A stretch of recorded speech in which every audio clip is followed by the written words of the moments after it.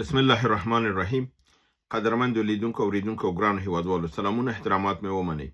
نن شپږم د مارچ کال 2018 چې جمعة المبارک سره سمون خوري د روژې مبارکې 18مه ورځ ده. ستاسو خدمت کې حاضر یم. د نن ورځې په موضوعاتو کې د افغانستان د پاکستان کړکېچ، د ایران، اسرائیل او د سیمه ییزو ملکونو سره نوې شخړې او نښتې او همدارنګې د جهادي راپور د خیبر پښتونخوا یو لنډ غونډې راپور ستاسو حضور ته وړاندې کوم. ویل کېږي چې افغانستان 52 بالستیک سوپرسونیک میزایلونه ترلاسه کړي دي او د دې واټن چې دی تر اسلام آباد پورې دی، د اسلام آباد پرې وهلی شي. خو دا نه ده ښکاره شوي چې دا بالستیک سوپرسونیک میزایلونه چا ورکړي دي، خو ګمان اغلب دا کېږي چې دا هندوستان د خوا نه راغلي دي، ځکه چې هندوستان دغه اعلان کړی چې دی به افغانستان ته د جټ تیارې او همدارنګې میزایلونه ورکوي تر څو خپل دفاع وشي کولی. د افغانستان او پاکستان ترمنځ نښتې روانې دي، سرحدي او یو په بل باندې بریدونه شوي دي. اسلامي امارت و ملي اتل قهرمانو مجاهدینو د پاکستان ډیره سیمه ترې نیولې ده، ساحې او کسان یې پکې ډیر وژلي دي او مرګ ژوبله یې ور اړولې ده. د همدې بابت نه د پاکستان د کورنۍ چارو وزیر محسن نقوي ویلي دي چې خیبر پښتونخوا ورو ورو زموږ د لاس نه په وتو کې دی او که د مخنیوی ونشي نو دا صوبه زموږ د لاسه ځي. د پاکستان د سنا په فلور باندې یعنی په چت تر لاندې دا خبره کړې ده چې دا ډیر ارزښت لري چې وزیر داخله د مملکت د خپل د یو ویسې د خاورې د لاسه تللو خپله دا بیان ورکوي. همدارنګې راځو د ایران او د امریکې د شخړې ته. د اسرائیل او د امریکا د کښتیګانو په مقابل کې تر اوسه 18 عملیات ایران ترسره کړي دي. د خلیج فارس په ساحه کې، شمالي ساحه کې د امریکایي کشتۍ وهلې ده. همدارنګې امریکایانو ادعا کړې ده چې د ایران زیات د کشتیګانې وهلې دي او له منځه وړي دي. د صادق 4 یعنی څلورم صادق چې کوم یو دا برنامه ده د عملیات د ایران چې څلورم دور دی، ځکه صادق 1 او صادق 2 صادق 3 په اول دفعه دوی کړي، دا صادق 4 دی. د دې صادق 4 19مه دوره د حملو چې دا په دې کې میزایلونه او د پیلوټه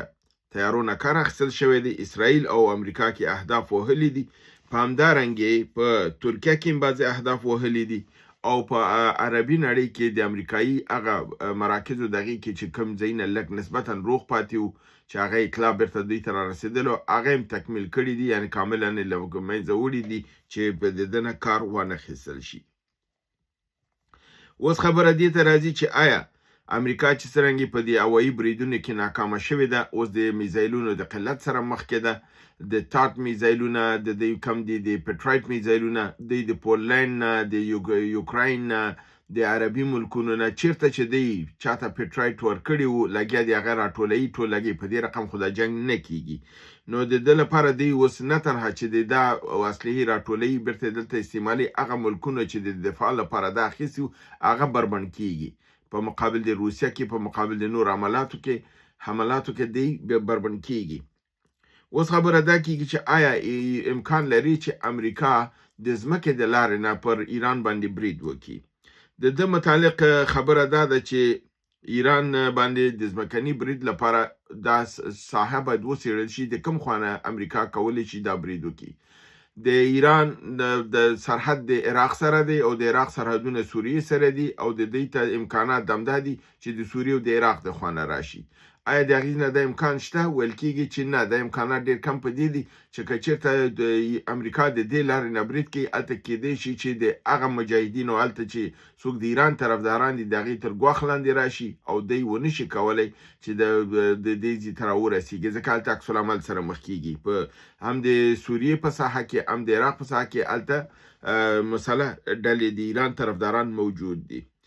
آیا دوی کولی شي چې د ارمینیا او د آذربایجان د لارې نه دا کار وکړي؟ د هغه لپاره دوی ته مکمله یو نظامي تجهیزات پکار دي چې دوی کافي قوا باید هلته هغې ملکونو کې راکوزه کړي او بیا په ایران باندې یرغل وکړي. په هغه صورت کې د هغې تر شا هلته د ارمینیا او د آذربایجان تر شا روسیه ده او روسیه چې دی دا شی خپل په سیمه کې نه مني، حتما د یو عکس العمل سره مخ کیږي. بل دغه د پاکستان د لارې نه دی چې د پاکستان د لارې نه پاکستان لار ته چې دی راځي کافي قوا به دی د پاکستان کې کوزه کی. په پاکستان کې سره دی چې اردو د پاکستان طرفدار ده، هغه شاید مخالفت ونه کی او دی سره شریک شي، اما کېدای شي چې دلته د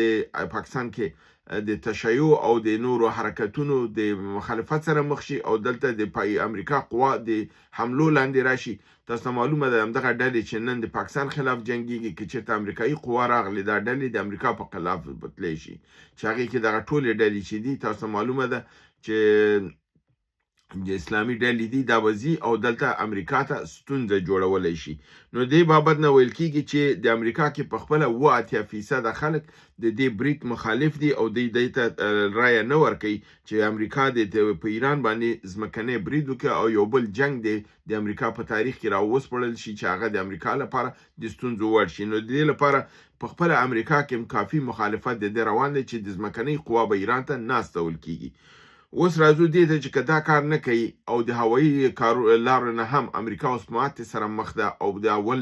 راوند د جنګ ټول تحلیلګران د نړۍ دا خبره کوي چې امریکا دا جنگ په بایللو کې ده او ایران دا جنگ ګټلی دی په دې رقم سره چې په اول دور کې دوی خپل په پلانونو کې کامیاب نشول. اوس د ده لپاره نن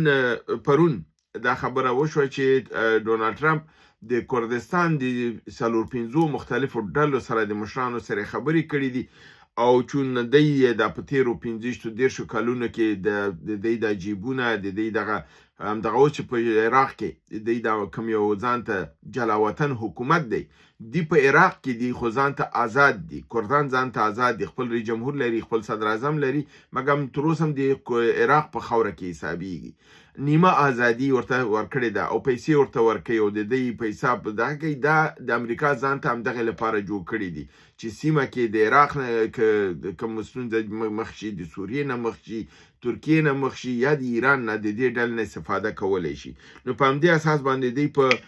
د کردانو مشران سره خبرې کړي دي چې 15,000 تنو پورې کسان که دوی وایي چې تیارولی شي که دغه دوی آماده کړي. امریکا ویلي چې دوی ته به اسلحه او پیسې هر څه به دوی ورکړي او دوی د امریکا په نیابت باندې لکه عینا جبهه مقاومت د سمت شمال د افغانستان چې خپل وطن او مور و ناموس یې خرڅ کړ په امریکایانو باندې او د امریکایانو کله چې د اسلامي امارت نظام وهه په 2001 کې دغه ایجنټان او دین و ناموس فروشانو باندې دوی ته اسلحه ورکړل او دوی په کابل یرغل وکړ. دغه رقم ته اوس د همدغسې د جبهې مقاومت غوندې یو کار هلته د کردانو نه دی غواړي اخلي چې دغه کردان ایران ته ننوځي او دې سیمه کې حرج مرج او ګډوډي رامنځته کړي او ایران بې ثباته کړي تر څو بیا امریکا وشکولی چې د نظام د بدلون لپاره خپل پروګرام عملي کړلی شي. اوس راځو دې ته چې آیا تر کوم حده پورې کردان دا کار کولی شي، ځکه چې دا کردان چې متحرک کېږي د ده نه تنه ایران ته ویره نه ده چې ایران ته به دی خطر پیښ کړي، د دی ته متحرک کېدل، دی ته اسلحه ورکول، دی ته پیسې ورکول دا ترکیې ته خطر پیښوي ځکه د 15 ډلو کې چې دی خبرې کړي یوه ډله د دې کاملا د PKK د ډلې سره ارتباط لري چې هغه ترکي ډله ده. نو د دې نه ترکیې ته خطر پیښیږي، دې نه سوریې ته خطر پیښیږي، دې نه عراق ته خطر پیښیږي، دې نه ایران ته خطر پیښیږي ځکه ایران ته دی راځي. نو دا سیمه بې ثباته کېږي او دا شی ترکیه نشي منلی. همدې لپاره ترکیې د دې کار مخالفت کړی دی، ویلي چې هر رقم دا اقدامات وشي د دې به مخه دوی نیسي، سوریه ورته مخه نیسي. همدارنګې په عراق کې سره دی که حکومت د امریکا په دغه کنټرول کې دی او امریکا به دی په زور باندې هلته هغې ته څه نه وایي، مګر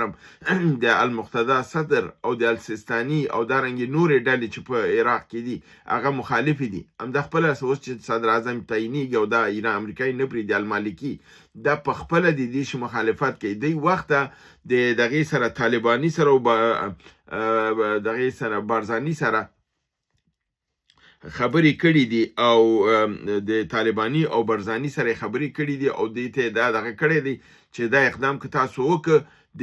عراق نه ستاسو په مقابل کې د ایران په دفاع باندې ډله جوړېدی شي، په یوازې دې چې تاسو لاړ شئ ایران کې وجنګېږئ تاسو مجبور یاستئ چې بیا دلته یعنې په عراق کې یو بل کورنی جنګ راپېښېږي. د ده لپاره فکر کوم چې طالباني او برزاني دغه د المقتدى صدر او سیستاني او د دې ډلو ته دا اطمینان ورکړی دی چې موږ به دغه لوبې ته نه ور داخلېږو، مګر د امریکا فشار کافي دی، پیسه او دا ډېر بد شی دی. تاسو معلومه ده که 5 ډلو کې که 2 ډلې ونه مني 3 ډلې ومني بیا هم یو حرج مرج او مشکل جوړېدی شي. خو په هغې صورت کې ترکیې ویلي دي چې مخالفت به کوي، سوریه به هم کوي، او ایران په خپله هم که مخالف کردان لري د موافق کردان هم لري چې ورسره توافق سره وشي کولی د دنه دفاع وکړي، او ایران به خپل د قوا په عوض کېدای شي کردان مسلح کړي بیرته د دوی په مقابل کې، او د کرد په کرد سره وجنګېږي او ایران دې نه په بچه پاتې شي. نو دا یو نوې سیناریو ده، نوې ډرامه ده چې امریکا غواړي په سیمه کې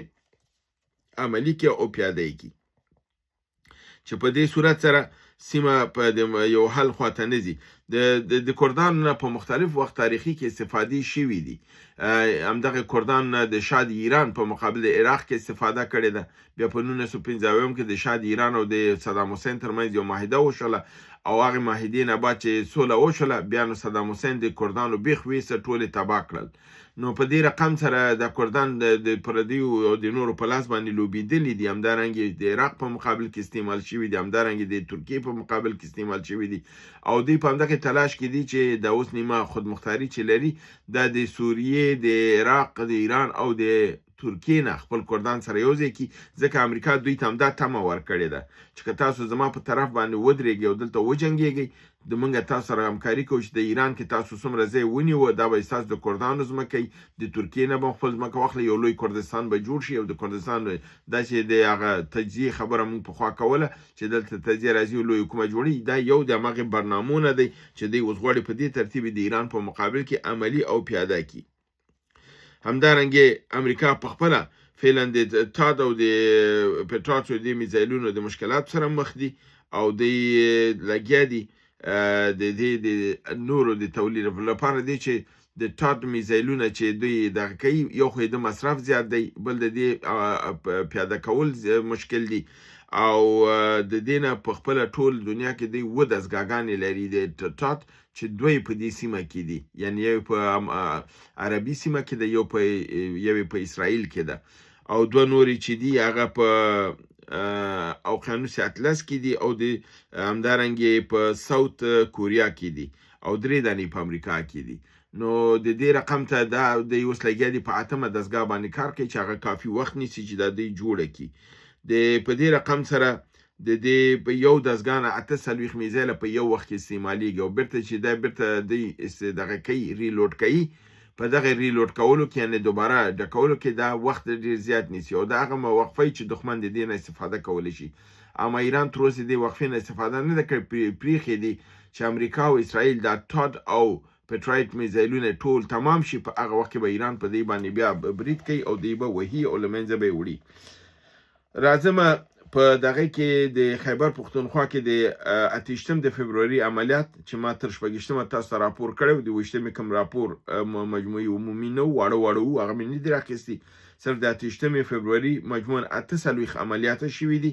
په ولایت وزیرستان شمالي کې 14 عملیات، ولایت پېښور کې 8 عملیات، ولایت خیبر کې 7 عملیات، ولایت ټانک کې 6 عملیات، ولایت وزیرستان جنوبي کې 15 عملیات، ولایت بنو کې 2، ولایت دیر اسماعیل خان کې 2، ولایت باجوړ کې 1، ولایت ژوب کې 1، ولایت اورګزۍ کې 1، ولایت کورد کې 1، ولایت قلات وسبي کې 1. همدارنګې په دغه ټولو عملیاتو کې 40 تنه وژل شوي دي، 15 زخمیان شوي دي، 14 امنیتي کامرې له منځه وړل شوي دي، او یو سولر سیستم هم له منځه وړل شوی دی. چې دا ما تاسو ته په مجمله توګه دا راپور وړاندې کړ، زیاته مې نه کړ چې تاسو باید سردرد شي. هیله چې برنامه وګورئ، دوستان شریک کړئ، تاسو په لوی پروردګار سپارم، وما علینا الا البلاغ.